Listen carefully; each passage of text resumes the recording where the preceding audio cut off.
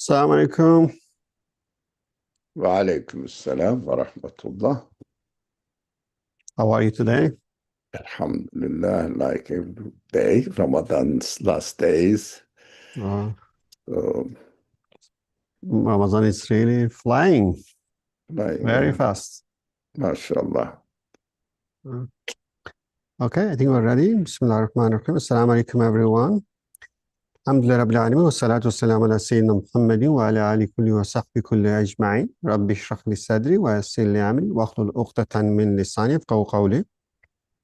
So inshallah, we continue our journey to unearth more gold and diamond from the Quranic treasure. Alhamdulillah, it has been a great blessing. The month of Quran has been an amazing journey for us, and Alhamdulillah, we have benefited tremendously in discovering and understanding more and more from the Quranic verses.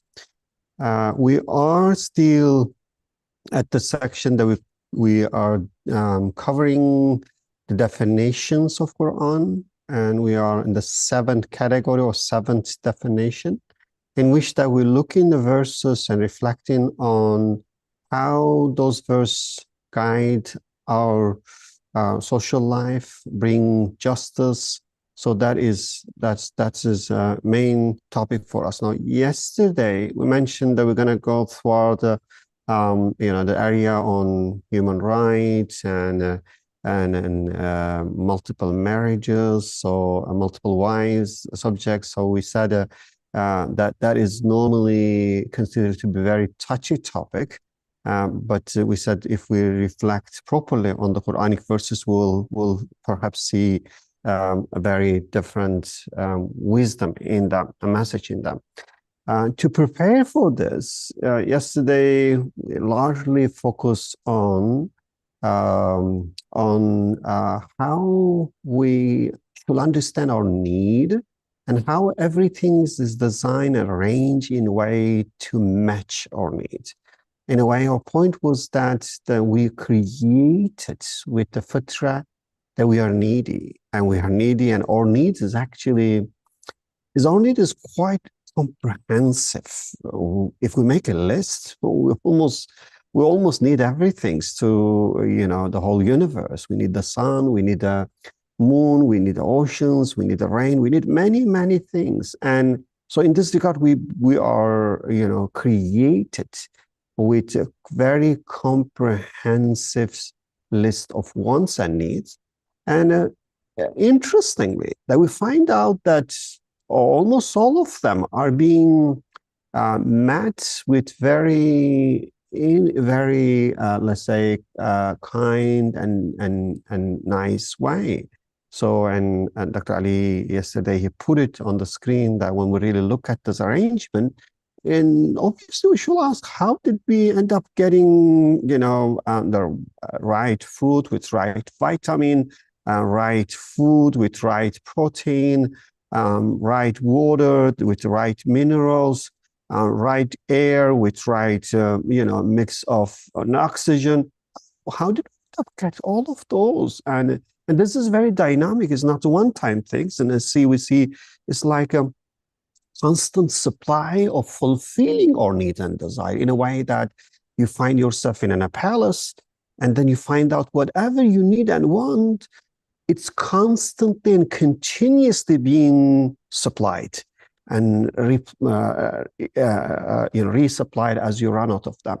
So, and then our conclusion was that to be aware of our need and to see that our need are being wisely, kindly, perfectly or met with certain arrangement, lead to the Creator as Samad, that who does not need anyone and anything, and everyone and everything, every moment need Him.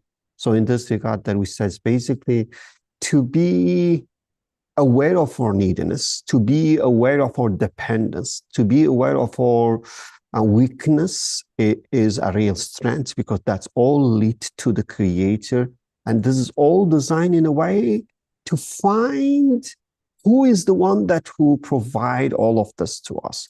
And with that, we reflect on several verses in Surah Al-Abasa, in which that the Quran inviting us to look and reflect on what we eat and reflect in a way that to say, how did you get what you get it? How did they come into existence and become a perfect match for your body, for your tongue, for your taste, for your eyes? How? Don't you ever think? So in this regard that we said, if we reflect on the food as the Quran invites us, when we are really mindful of our food in Ramadan, then we'll see the food is not only feeding our body, it's feeding our soul and mind. The food is not just eating, it's a form of worshiping, because through the food that now we're making connection to the Creator. We're understanding that who is the provider, who is the sustainer, who is the most merciful behind all that provide all these things. So therefore, the food become more delicious. That now we see, oh, we are wherever we go, and we are the guests of this most merciful host that who provide all those things to us. And obviously, nothing's more, I don't want to use word natural, nothing is more reasonable to just be aware of this and be thankful to the host. And that's in a way shukr, which says that what Quran is asking us to do, to be conscious of the source, the provider, and to be thankful for all those things that we get it for free out of his kindness. And that's really in a way that we define what does it mean to become abd, and what does it mean to make ubudiyah, and how the need play a role to really connect us to Allah and make us to be Abdullah.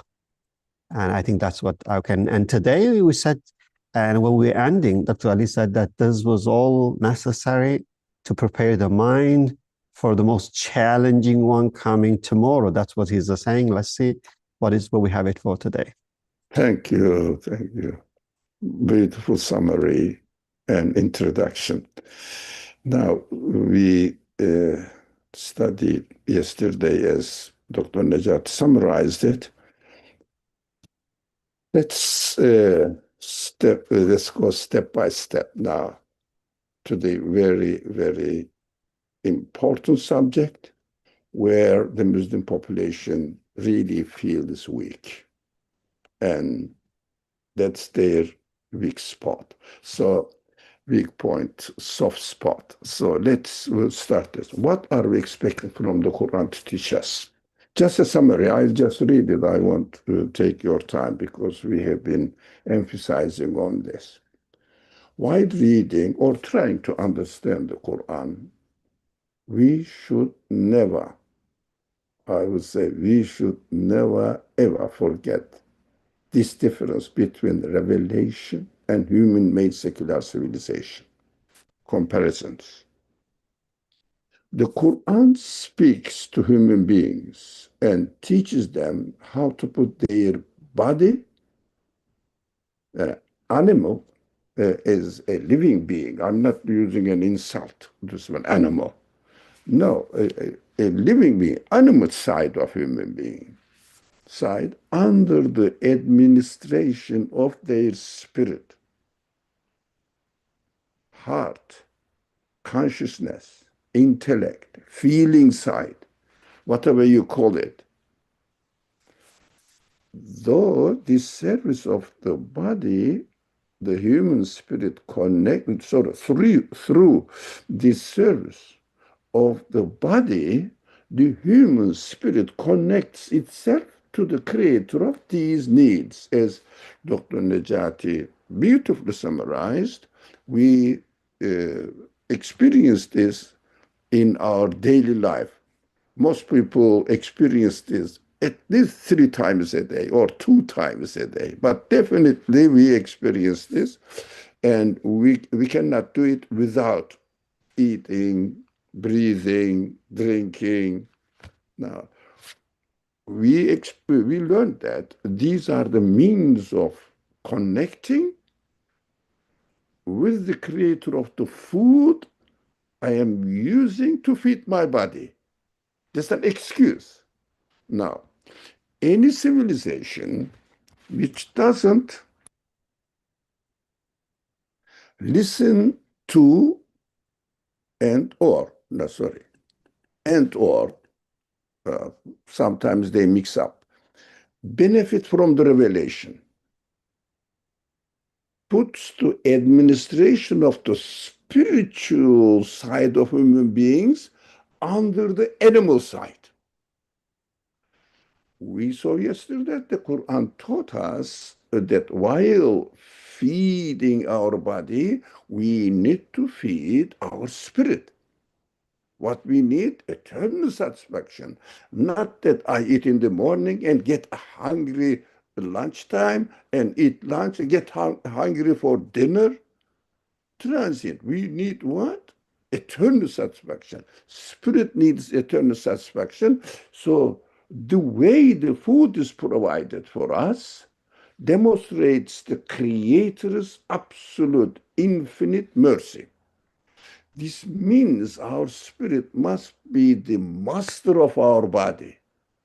Use the food, the spirit use the food to find the source of eternal satisfaction. That's what the Quran teaches. That's what we have to expect from the Quran when we try to read any verse of the Quran.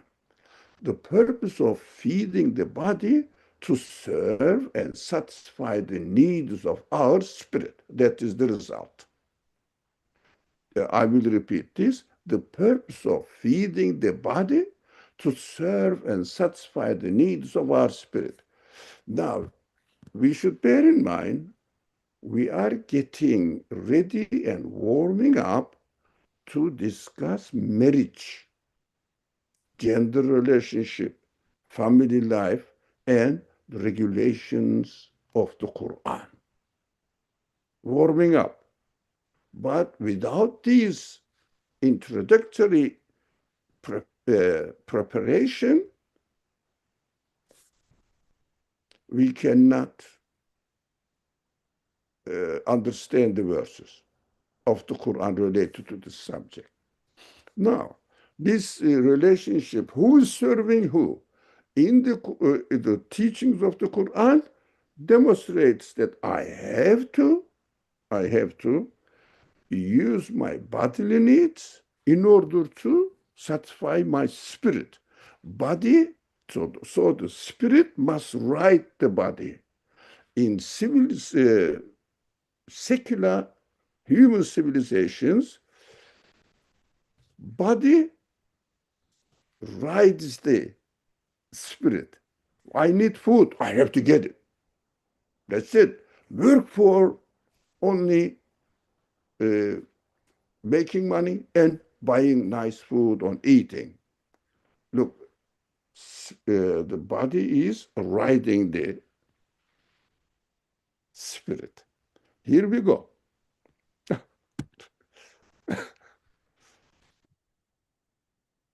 He is enjoying his life. Yeah. Of course, the donkey represents body, and this man represents human spirit.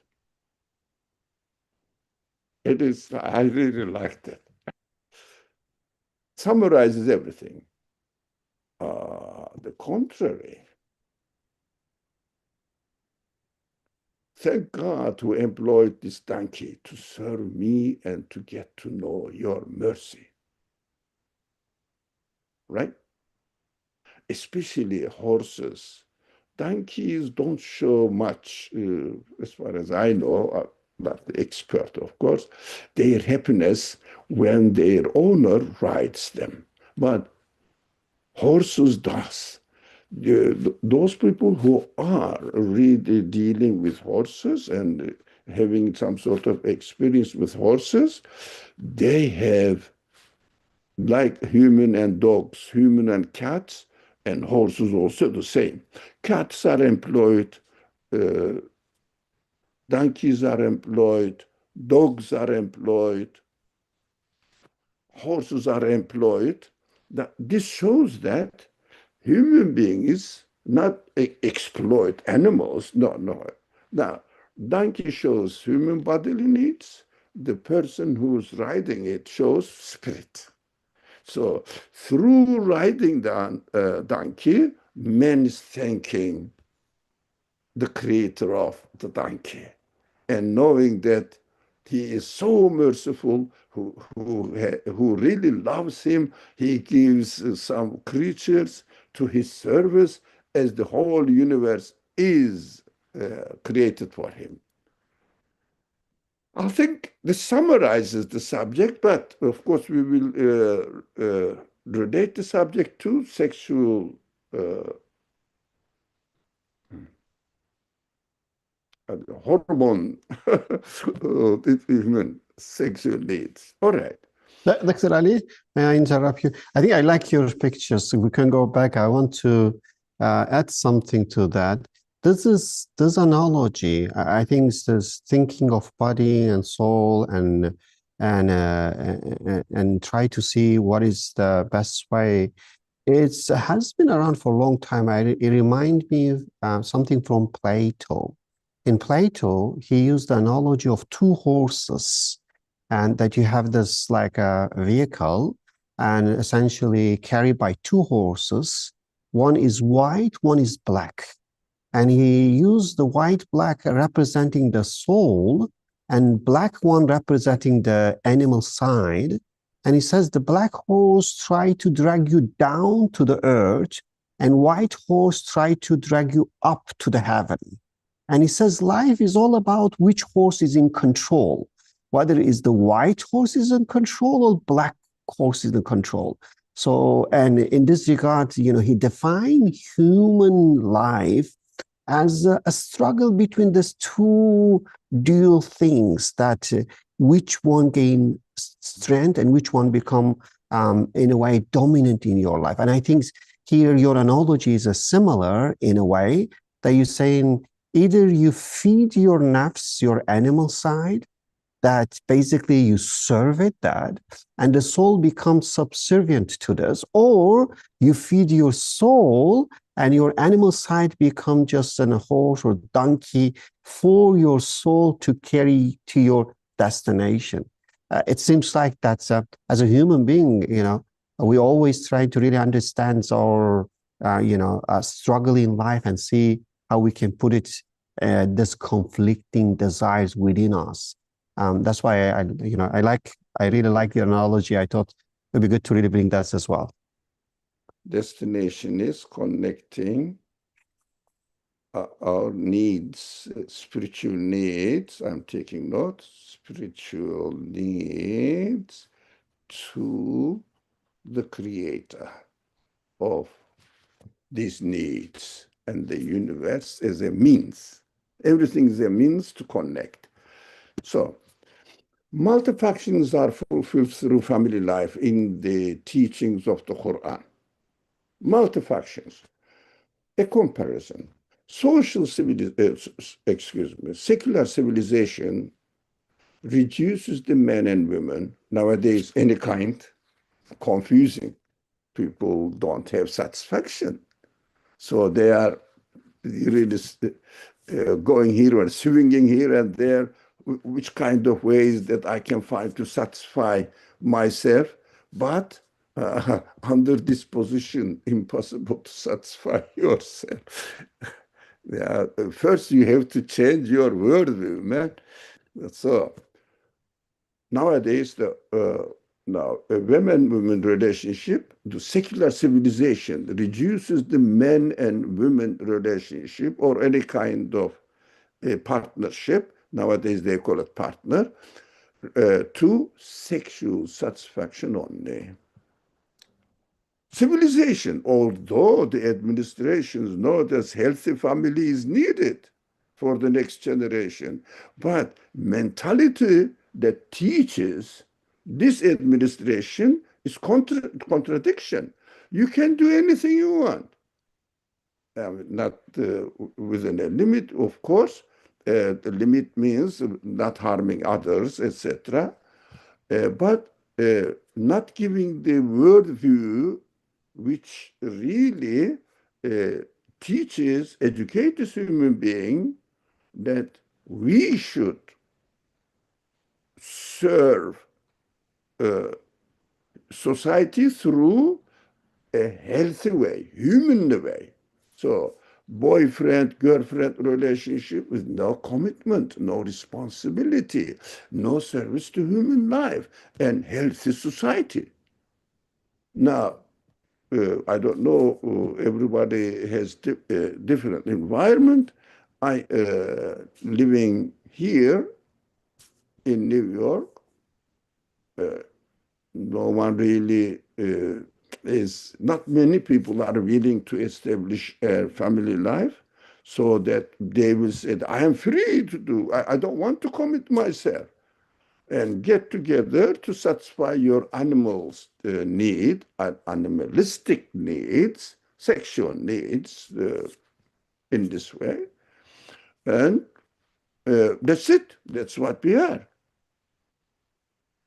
Now, while enjoying this spiritual satisfaction from God's creation of human beings as being in need of having a partner from the opposite gender, loving relationship, feeling satisfaction by taking care of the needy baby, that is what the Quranic perspective.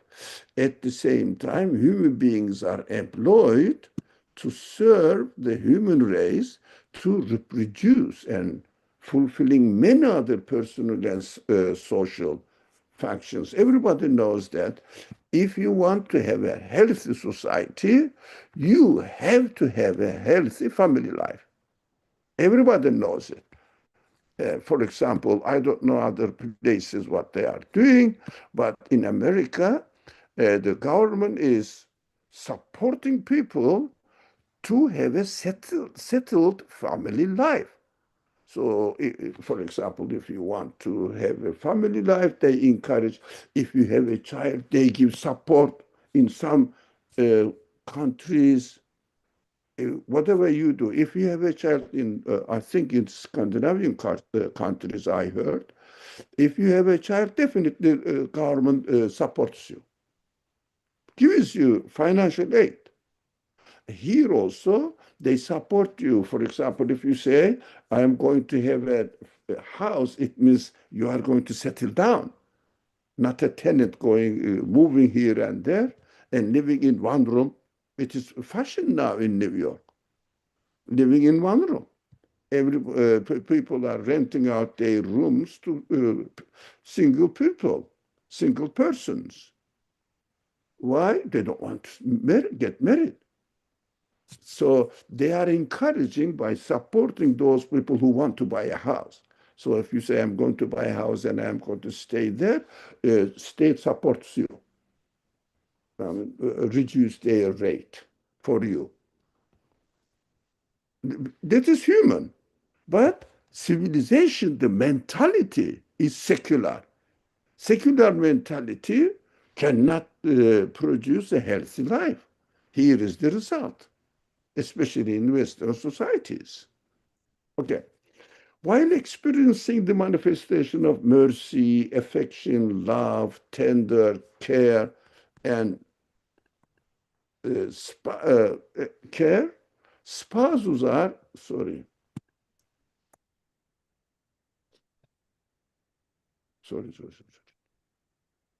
Spouses are used marriage life as a means of spiritual satisfaction according to the teachings of the Quran. We will see. Bodily needs are used to fit the needs of human spirit. Human side is riding the animal side through the applications of the divine guidance. Now, human beings by themselves could not find this way. So we need divine guidance, which is revelation. Here it is, for example, one of them. There are many verses, but I have selected, I think, the three of them, that to show that how the Quran presents the marriage life. What is the criterion that the marriage life is uh, arranged in the Quran to fulfill what? What is the purpose of marriage life? Now, we'll read this ayah, inshallah. But let's listen. Bismillah ar-Rahman ar-Rahim. ومن آياته أن خلق لكم من أنفسكم أزواجا لتسكنوا إليها وجعل بينكم مودة ورحمة إن في ذلك لآيات لقوم يتفكرون. Beautiful, beautiful. Now, another of his signs in that he created spouses from among yourselves for you to live with in tranquility. Now, he ordained love and kindness between you. There truly are signs in this for those who reflect. That is the skeleton, the main structure of human beings. Sekene, mevedde, rahme. Now, sekene, a place of tranquility. You know, mesken comes from this. This is my mesken, this is my residence, where I feel at home in English. But marriage life is where human beings feel at home, a source of peace and repose. Excuse me. Just now, mevedde, deep mutual affection, love. Here it is. Mevedde. One is liteskunu ileyha sekene.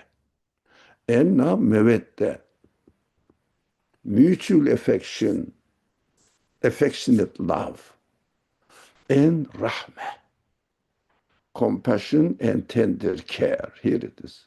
Where rahmah. The purpose of marriage in this ayah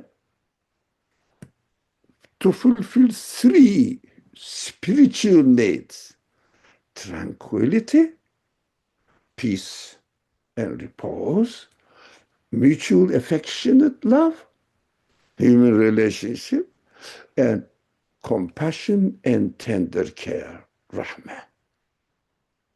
And that is the purpose. As far as this verse teaches us. Now, here it is. Another ayah. Another aspect of the marriage is presented to us here in this ayah. Let's listen to it, inshallah. Bismillah ar-Rahman ar-Rahim. والله جعل لكم من أنفسكم أزواجا وجعل لكم من أزواجكم بنين وحفدة ورزقكم من الطيبات أفبالباطل يؤمنون وبنعمة الله هم يكفرون. That is the last part. It says, a secular mind denies God's ni'mah and says, I'm satisfied, I'm a free man myself. Okay, let's see this and this. Now, and it is God who has given you spouses from amongst yourself. And through them, both men, women, men. Now, through them, he has given you children and grandchildren and provided you with good things. Now, as if Qur'an speaks always from male perspective, he has given you children. Now, do you think the mother, the wife, is not enjoying the children? No, this is Arabic language. When we have to be very careful. in most of the case, unless it is specifically separated, used female pronoun, female form of the verb, and female word specifically mentioned, then the usage of male structure encompasses both genders. For example, here it says,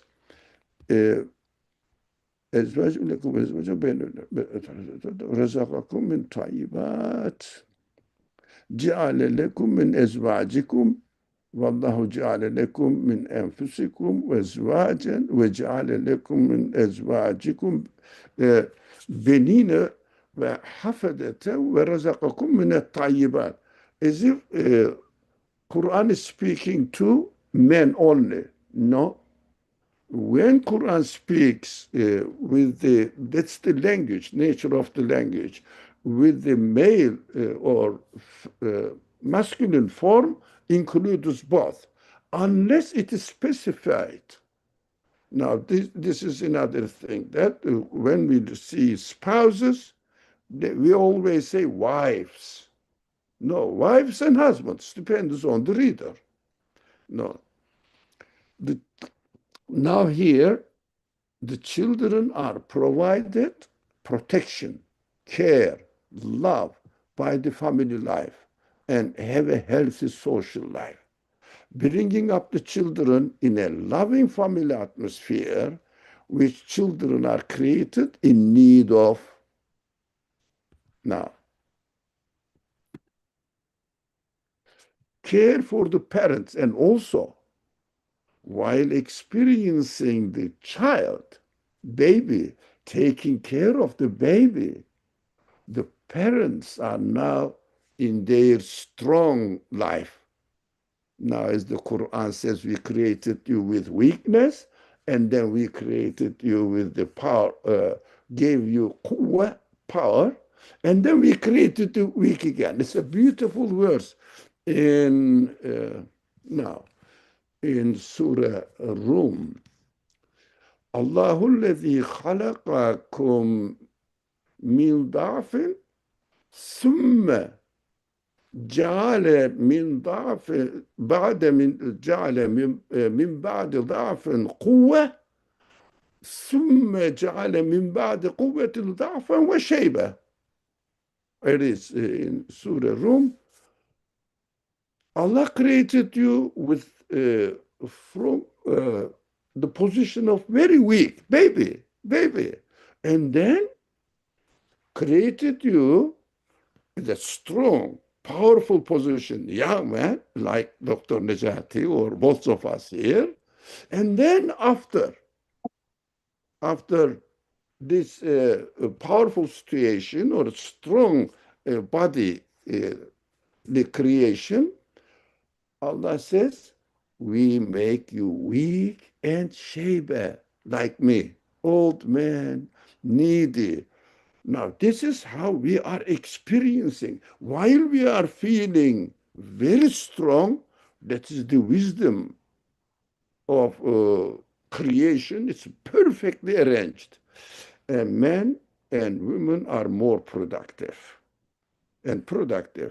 But while they are strong, we forget. We were weak, we were needy, we were taken care of, the family, my parents. We forget that. But Allah gives us another opportunity, creating a weak baby so that we will remember, we will experience, oh, I was like this. And my parents took care of me as I take care of this baby. So that when Allah says, when I created you weak again, and this strong man will say, now my parent. There are verses specifically mentioning this, as they took care of me, please God, take care of them, and also employees. There are many verses organizing family life. I mean, there is no time to study all of them. So we have to take care of our needy parents by experiencing what they have done to you. Sometimes in America they don't understand Eastern people's jokes. They ask me, "What is your birthday?" I say, "I don't remember. I was a baby. I don't remember nothing." And they don't understand the joke. They say, "How can you not remember your birthday? Don't you have birthday parties?" I say, "I was a baby. I don't know. But my parents tell me that I was born in this day, or on this day, or in this uh, uh, month, or whatever." They don't still understand. They may say this man is crazy, but this is a cultural differences. So we don't remember how our parents helped us, supported us, which kind of really difficulties they went through in order to protect us from harmful things and have a healthy growing conditions. Nutritions are provided, of course, created by God, but through the parents are employed to get it, to carry them from the orchards, from the field to our table. So we have to, from one side, marriage relationship is created to reproduction of the human race, but at the same time, through these activities, people are employed to uh, get ready to serve when the old people, uh, when their parents get old. So how? From the beginning, compassionate relationship. In the end, compassionate relationship have been established through family relationship. So we should never ever think of family relationship in terms of like secular civilizations, satisfaction of sexual desire. That is only 1% of it. That is the wisdom of creation of the family life. And human beings are in need of this urge, to satisfy this urge. The last verse. Yeah, Dr. Ali, can we go back a little bit? I think there are some very important points. I want to highlight them before I know you're going to move to the libas and another key important point in marriage. Now, the starting point was like in a secular civilization, the purpose of marriage is really fulfillment of animalistic desires. That was the point. So in a way that if that's the whole purpose, there is a burden in a marriage because there's no purpose behind the animalistic desire, fulfillment of that. And in this case, you don't need to make a commitment. You can still seek this pleasure, but you avoid the burden. So the idea in economics, we call this utility maximizer. You try to maximize your utility by minimizing the burden and maximizing the pleasure. If your whole purpose is to really hedonic in a way to maximize pleasure, you seek the pleasure that you expect through the marriage without committing to the marriage. So, and that is therefore what we see in a secular society. Family life is exceptional, is not compatible with the secular civilization. So the family lives everywhere in a secular society is actually being destroyed. So you will rarely see a functioning family from the beginning to the end. So that is because the worldview is secular. The purpose and intention is nothing beyond the fulfillment of bodily animalistic desires. Now, in the Quranic sense, you share two different ayah. And in the first one is really amazing as well. Let's look at this one. Is that three keyword that the first previous one. You can look at the previous ayah. No, the previous ayah. After that, this one. So here, in a way, وَمِنْ آيَاتِهِ, it's basically this is among the eye of Allah. That's really amazing how we put that. This is about the sign of Allah, which means that when you really look at how man and woman is created, bodily, biologically, emotionally, socially, you see this is an intentionally, purposefully designed and created by the all-knowing and all-wise creator. Now here, the ayah is saying that he creates you, male and female, with the compatible body, with the compatible emotion. Then what keep you together, that when you come together, when you get married, is tranquility, and it is mawadda. I was really looking at the why is not hubb, is used mawadda. It doesn't say love. It's actually used mawadda. And I look at the mawadda, I don't know if it's correct. It says that this is more, it's not just emotional love. It is more affectionate, practical, actionable connection and care. That's for he used this mawadda rather than this.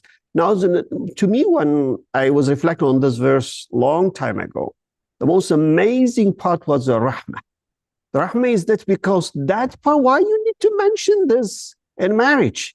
Yes, love, we understand you that, but it seems like here he's saying, look, not everything is just a love relationship.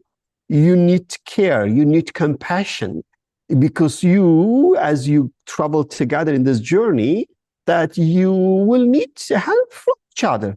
So you need to deal with each other in very compassionate manner. So I think the rahmah here, it's as amazing as mawadda in terms of what is the important element for a functioning family life.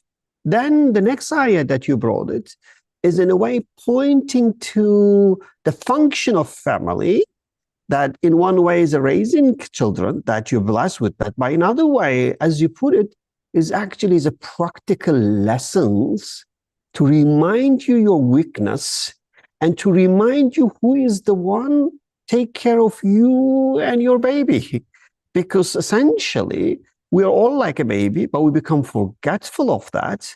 So as we take care of baby and we realize the baby need help, then we reflect on ourselves and say, look, I'm no different than baby as well. Who is taking care of me? Who is fulfilling my need? And in this regard, that this having of children is a practical, experiential learning. It is a way of giving us real life lessons through practices rather than lecturing. And that's how we should look at the marriage and go beyond just the bodily things to say how I'm going to connect to the Creator through my kids, through my family life. And I think that is an amazing way to look at it, that this is leading to Allah, and a functioning family life is a perfect way of remembering Allah and connecting to Allah. And therefore, in Arabic, I really like that. In my ID, Arabic ID, I'm defined as Rabbul Bayt, and my wife is defined as Rabbatul Bayt. And normally, if you're not Arabic speaker, you think Rabb is only used for Allah. But actually, they use for, father and mother. Why?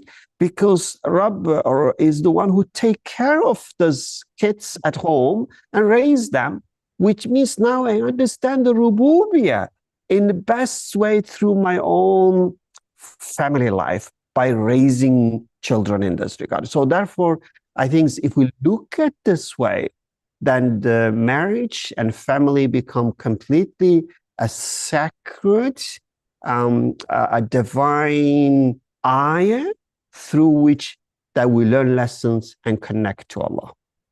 Thank you very much. Thank you. So this hormone urges are employed human beings as they are created needy to satisfy it. So as we studied yesterday, food is utilized to satisfy the needs of human beings, so that through which the spirit satisfies itself by finding its creator. Also in family life, it is hormone urges. Every young man feels the need, men or women feels this need. So it reminded me when you summarize or went over and really find out interesting points in the verses we studied, it came to my mind. Again, we have to repeat, neediness is sacred, not to be ashamed of it, not to be get rid of it, utilize it, sacred, without a person feeling that he is created in need of everything, he cannot find his creator. So one of the most important, as we studied food yesterday, the second need is to satisfy the hormone urges. Here is the verse. Bismillah. Hunne libasul lekum ve entum libasul lehunne. Now here is the gender separated. Now, they are as garments for you, hunne, women. Let's say women are as garments for you, and you are men as garments for women. Here the gender is specified now. But in English, you can only say yeah, or they, or you, right? So, hunne, not whom. Now, and also, entum libasul lehunne. Entum again, not entunne. Everybody knows this much Arabic. So, when it is needed, Quran specifies the gender. Otherwise, we have to read the Quran. All male forms encompasses both genders. So, libas here, protective covering for one another, complementing each other, mutual support and need. We are created, women are created in need of men. They want to get married, they want to have a baby. Men are created in need of women. They want to take care of the family. They like it. They feel great. That is how we are created, already given this equipment to fulfill this mission, through which we talked about it. We will connect to the Creator. Now, I think this is time now to come into the subject marriage and family organizations now, how the things must be arranged. Now, okay, let's listen to this verse, but I think this is not. No, here it is. Bismillah ar-Rahman ar-Rahim. وإن خفتم ألا تقسطوا في اليتامى فانكحوا ما طاب لكم من النساء مثنى وثلاث ورباع فإن خفتم ألا تعدلوا فواحدة أو ما ملكت أيمانكم ذلك أدنى ألا تعولوا. Our friends, first of all, if we want to understand this verse, I'm very serious. Listen carefully and forget about what you have been taught so far. The whole criterion, the revelation takes place, or revelation teaches us is nothing to do what our secular, worldly concerned understandings. So we have to be very careful not to be carried away by general understanding. This verse, in the hands of the jurisprudence, or how they say, faqih, is treated in a completely different way. They look at the meaning of the verse, they say one man can get married up to 4. That's enough. 7, 8 rich men were very proud of their family in the historical context. So no more than 4. Puts the restriction there. This is fiqh side of the matter. But in our discussions here, we emphasize on belief aspect of the matter. You have been noticing this. So fiqh side says Qur'an restricted the number of the wives no more than 4. Okay, that's not wrong. That is absolutely historically correct. But nowadays, people are questioning, nowadays in 21st century, people are questioning, what do you mean by 4? Don't think of their historical background. But Quran is a universal message. Why up to 4? And why more? For men and not for women, no? Having more husbands. They are questioning this. And even we know that, they are questioning, why should I get married with the opposite gender? Why not? Same gender relationship. Look at this. Human beings are going crazy. But universal message of the Quran still stands firm. Inshallah, we will see it. And I'm reading the translation. And if you have reason to fear that you might not act equitably, towards orphans, then marry from among other women, such as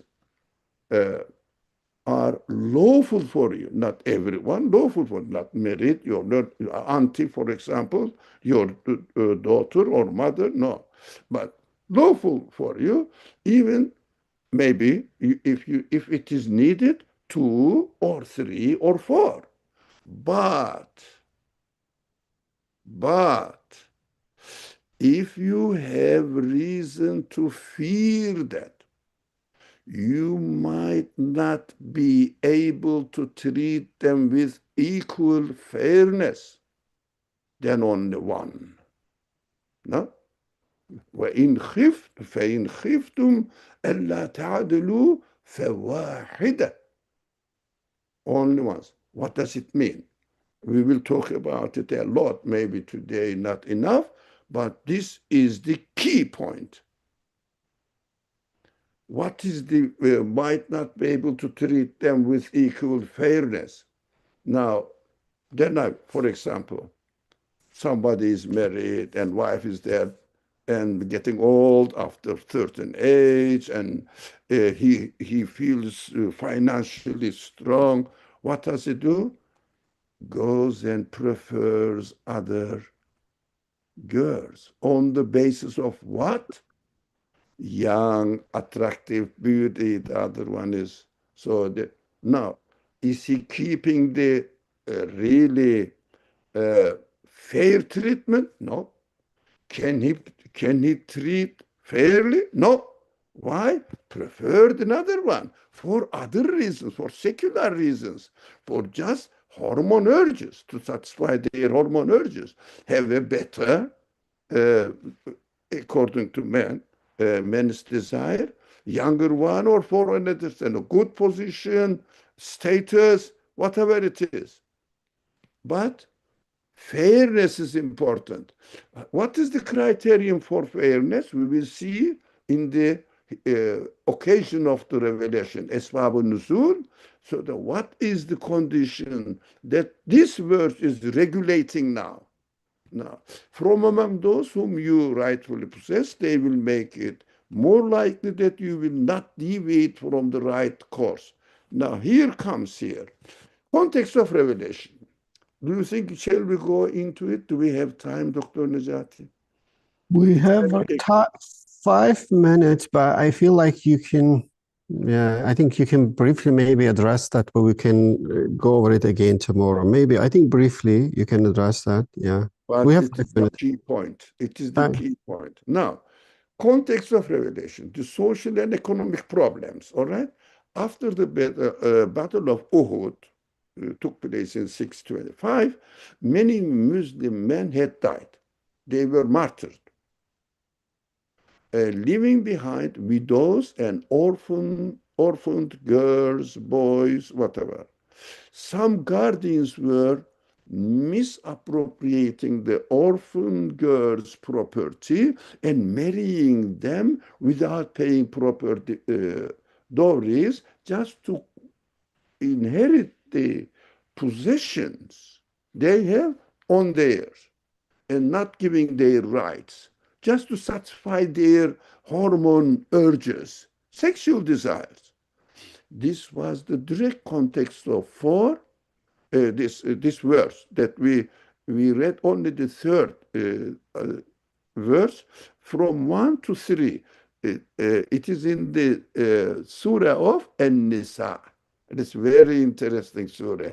Needs to be studied carefully, not only from fiqh purpose, from belief perspective as well, the ubudiyya perspective as well. In the Battle of Uhud, 70 believers were martyred. The total Muslim army was 700. It means, but we know that there was a widespread of polygamy with no limit. This means not 70 families were orphaned.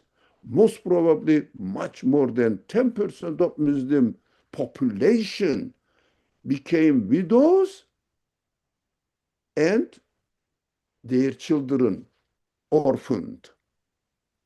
Now, look at the situation now.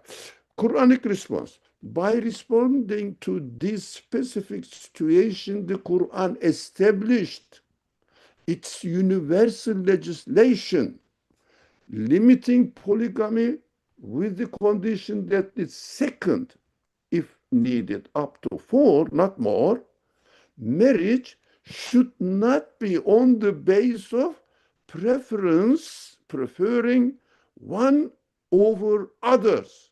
That is the point. But on the basis of necessity of the social welfare and reproduction. Take care of the needy ones. If somebody, that is what I have to shout to say this, gets married for another reason than taking care of the needy, orphaned family or children, women without protection cannot really take care of child by herself, just to contribute to the social welfare. If somebody gets married, I'm not speaking from fiqh perspective, it is a spiritual matter. Fiqh looks for what appears. You got married, second wife, that's it. Is it legal? Legal. That's it. But Quran says if you get married with another reason which causes preference over your first wife, then you'd better get married with one. You cannot get others for another reason. That will be animalistic satisfaction that Quran does not justify.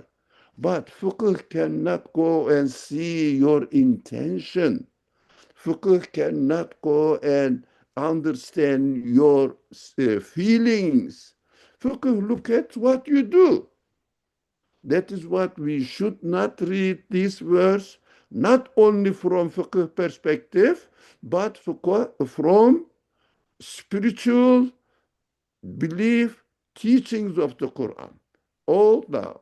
It Okay. means on the base of, on the base of necessity of the social welfare and reproduction.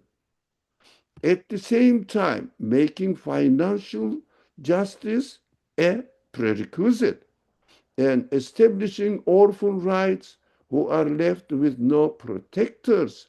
The occasions of revelation, local social, this one, local social crises are used to establish the universal divine law on practical terms so that the following generations will adapt these rules to their own social economic conditions on a universal level. Conclusion: we cannot justify within our consciousness, although fiqh rule says if you say you are making a marriage, I cannot say no because I cannot know your intention. Because fiqh doesn't look at intention. Fiqh doesn't look at the consciousness, awareness of what you are doing. But fiqh looks at the physical appearance. But Quran says if you are not ready to uh, treat the wives equally with no preference, just to take care of the needy families, needy orphans, you can get married because society needs that. Somebody must take care of this needy one. Some of Rasulullah's prophets' wives were widows with children. Now it needs to be fulfilled. Wassalamu alaikum. Inshallah, we should understand this ayah from Iman perspective or Buddhist perspective. Very good. Thank you very much. I think what you did now, I guess you're closing the door to the polygamy in Islam. Are you saying that even though from fiqh perspective, you can look the ayah and say, yes, you can marry up to 4, but from understanding the Quranic message and Tawheed, and within the context of revelation, the conditions are very, let's say, firmly set that it really doesn't allow you to go beyond 1 unless there is justified reasons that serve to the social welfare. Now, so essentially, as you mentioned, Islam, they're blaming Islam to open the door for polygamy and multiple wives. But what happened historically is complete opposite. That Islam actually reduced the multiple to the 1 and give permission to up to 4 with very strict condition attached. But unfortunately, as the society got secular, we look at this ayah as a justifying our own desires and to claim as if this is just, anyone can go and do that because it's permissible. My general answer to this, when people ask me, I say, look, if God actually allowed to have marriage more than 1, he will have created more female than male. But overall, unless you have a war and you don't really have an imbalance, you have a generally 50% male, 50% female. How are we going to have multiple wives? It's not possible. Which means that, practically speaking, that both the Sharia in terms of kawniyya and both the Sharia in terms of revelation does not really allow to have more than 1 unless there are special circumstances. And this idea of people saying on Islam you can marry up to 4, this idea has to be cleansed and has to be removed from people's mind. And that's not Islamic, and that's not practical, and that's not Quranic. And I think that is just those who become secular and seeking the worldly satisfaction, and they just use this ayah with very clear constraint. They use this one as if it's give them permission to do that. So I think it does. Hopefully, that matter is clearly settled. I like the way you make a comment there, because the ayah says, if you can treat them fairly. Your comments on this fairness was like saying, "Oh, you marry for second one because the second one is more attractive to you, then you cannot be fair. Then you marry to the second one because it's younger, then you cannot be fair. Then you cannot marry." I think you take in this, condition of fairness there and give the meaning in terms of what does it mean, make it much clearer. And I hope more people will understand in that way, and then they will stop blaming Islam and blaming Quran for that. And while, and you mentioned Surah An-Nisa, the whole surah is named after woman. And I think perhaps you cannot find any other legislation that respect a woman's right and protect their right and give them dignity as much as Quran does. But unfortunately, our misunderstanding of Quran, in a way, bring this accusation to the Islam. No, I didn't go into detail, Dr. Nejat. You are absolutely right. Absolutely right. Look, according to the usul fiqh, it means methodology of fiqh, this structure, fa wahida, is a command. Fa wahida. If a matter is discussed in the Quran and the conclusion is made with connection with fa, it means in this condition, you got to do this. It is a command. فَإِنْ خِفْتُمْ, if you have reason to fear that, أَلَّا تَعْدِلُوا, not to be able to treat them with equal fairness, تعدلوا, عدالة, justice, then only one? No, it is not enough. Then only one. No. فواحدة means then only one is necessary for you. It is a command. Just because of the letter that fa, not where, fa. The usul al-fiqh establishes that there's a rule in the usul al-fiqh. If the connection is made with fa, this is an essential matter, how this is really exploited by opportunist, unfortunately, Muslims. Fa is neglected as a command. Then you got to marry and remain with one wife. That is also fiqh side. Unfortunately, for some reasons, I cannot go into historical developments, this fa is neglected.